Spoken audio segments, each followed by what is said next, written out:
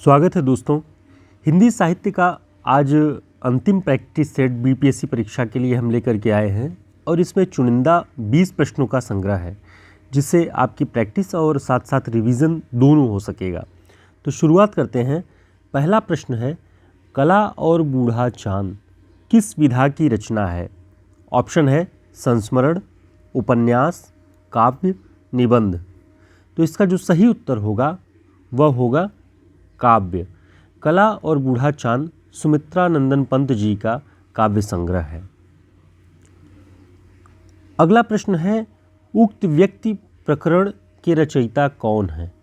उक्त व्यक्ति प्रकरण एक ग्रंथ है, इसके रचयिता कौन है? ऑप्शन है दामोदर शर्मा, पाणिनि, हेमचंद्र, विद्यापति।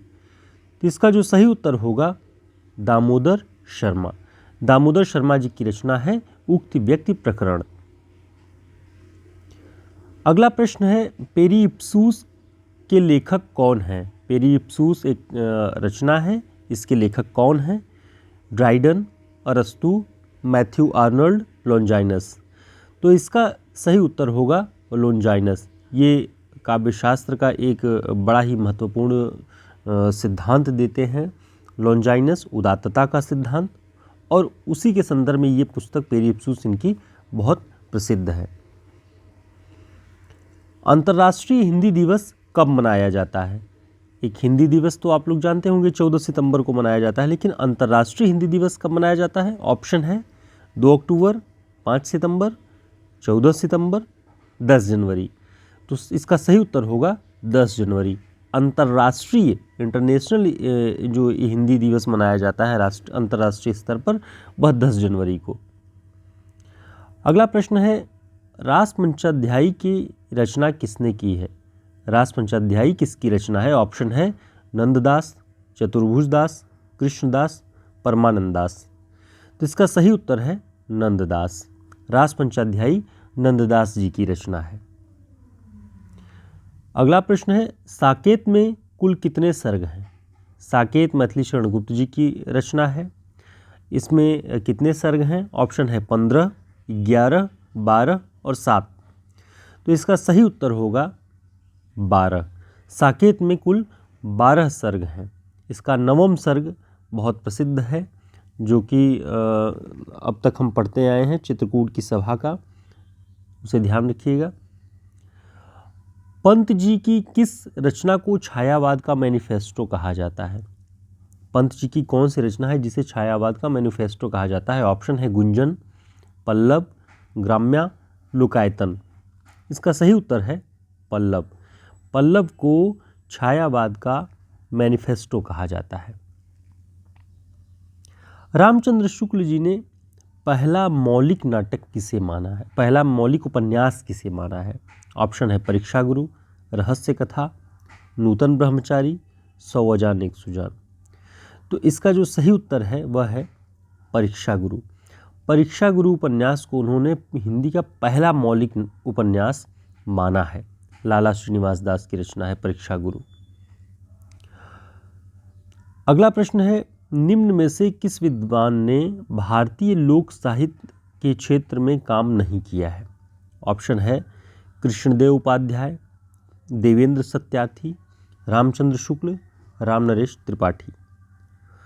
तो इसका जो सही उत्तर होगा मित्रों वह होगा आचार्य रामचंद्र शुक्ल। इन्होंने लोक साहित्य के क्षेत्र में काम नहीं किया है। इसके अलावा कृष्णदेव उपाध्याय जी लोक साहित्य की भूमिका नाम से पुस्तक लिखते हैं।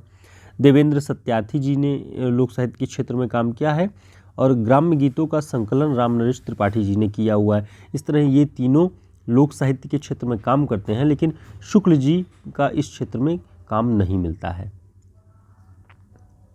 अगला प्रश्न है, रीतिकाल को श्रृंगार काल नाम किसने दिया है? ऑप्शन है हजारी प्रसाद द्विवेदी, धीरेन्द्र वर्मा, विश्वनाथ प्रसाद मिश्र, राम कुमार वर्मा।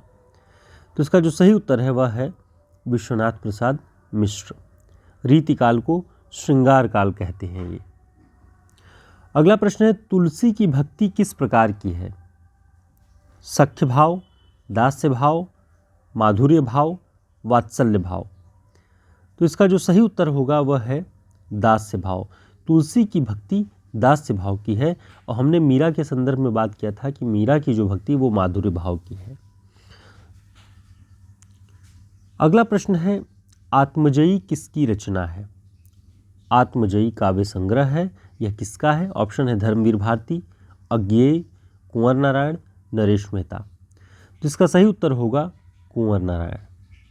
आत्मजयी कुंवर नारायण जी का काव्य संग्रह है, जिसके संदर्भ में हमने पिछले वीडियो में भी बताया था कि यह कठोपनिषद के नचिकेता और यम के प्रसंग पर आधारित है और उसी को इन्होंने अपना आधार बताया। नचिकेता का प्रसंग है इसमें।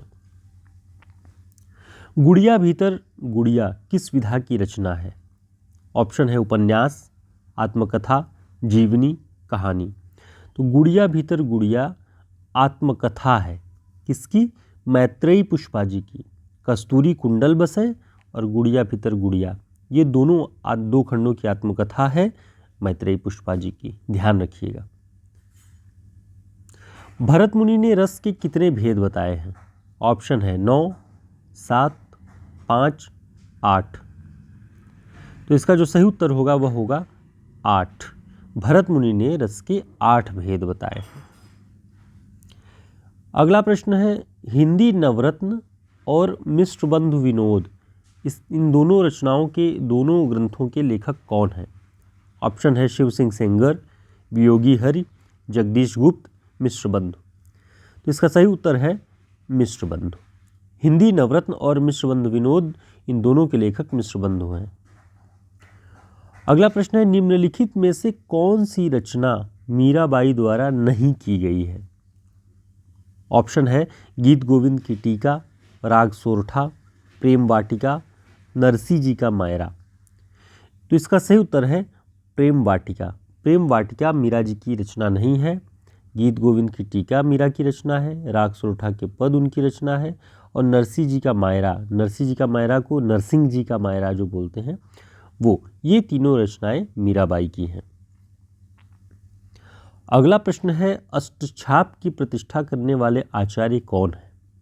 ऑप्शन है वल्लभाचार्य, निम्बारकाचार्य, रामानुजाचार्य, विट्ठलनाथ। तो अष्टछाप की प्रतिष्ठा करने वाले आचार्य कौन हैं? विट्ठलनाथ। अगला प्रश्न है, आचार्य शुक्ल ने रासो शब्द की उत्पत्ति किस शब्द से माना है? रासो शब्द की उत्पत्ति उन्होंने किस शब्द से माना है? ऑप्शन है रास से, रसायन से, रहस्य से, रासक से।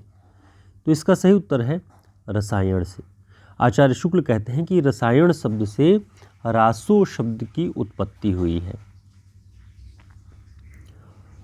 अगला प्रश्न है, हिंदी में रीति ग्रंथों की परंपरा चिंतामणि त्रिपाठी से चली, अतः रीतिकाल का आरंभ उन्हीं से मानना चाहिए। इस कथन के लेखक कौन हैं? ऑप्शन है आचार्य रामचंद्र शुक्ल, आचार्य हजारी प्रसाद द्विवेदी, जॉर्ज ग्रियर्सन, मिश्र बंधु।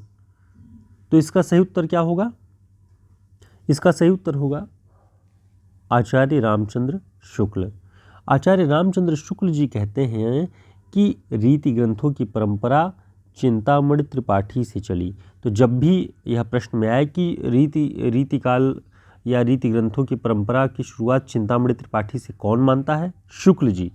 ठीक, या शुक्ल जी किस रचनाकार से रीति ग्रंथों की परंपरा का आरंभ मानते हैं? तो चिंतामणि त्रिपाठी। इसीलिए उन्होंने कहा है कि रीतिकाल का आरंभ उन्हीं से मानना चाहिए। तो इसे ध्यान रखिएगा, ये शुक्ल जी का कथन है। निम्नलिखित में से कौन सी लंबी कविता नहीं है? ऑप्शन है पटकथा, प्रलय की छाया, ब्रह्म राक्षस, अकाल और उसके बाद। तो मुक्तिबोध की रचनाएं जो हैं वो लंबी कविताओं में आ रही हैं, और अकाल और उसके बाद नागार्जुन जी की बहुत छोटी कविता है। तो ये लंबी कविता नहीं होगी अकाल और उसके बाद। बाकी 3 लंबी कविताएं हैं, इसे ध्यान रखिएगा। प्रलय की छाया, पटकथा और ब्रह्म राक्षस लंबी कविताएं हैं। अकाल और उसके बाद छोटी कविता है, लंबी कविता नहीं है। इस तरह आप इन महत्वपूर्ण प्रश्नों के संग्रह से अपने रिवीजन को भी कंप्लीट कर सकते हैं, रिवीजन को भी चेक कर सकते हैं कि हमने रिवीजन क्या किया है, और साथ साथ अपने कॉन्फिडेंस को भी देख सकते हैं कि आपने कितना अब तक अध्ययन किया है, कहाँ तक आप पहुँच पाते हैं, इन प्रश्नों की पहुँच आप तक है अथवा नहीं, ये चीज़ें क्लियर हो जाती हैं। उम्मीद है आप सभी अपनी परीक्षाओं के लिए तैयारी बेहतर ढंग से कर चुके होंगे। कल जिनकी परीक्षाएं हैं उन्हें ढेर सारी शुभकामनाएं हमारी तरफ से। आगामी दिन आपके लिए अच्छे हों, आगामी परीक्षाएं आपके लिए अच्छी हों। तब तक के लिए नमस्कार, ढेर सारी शुभकामनाएं।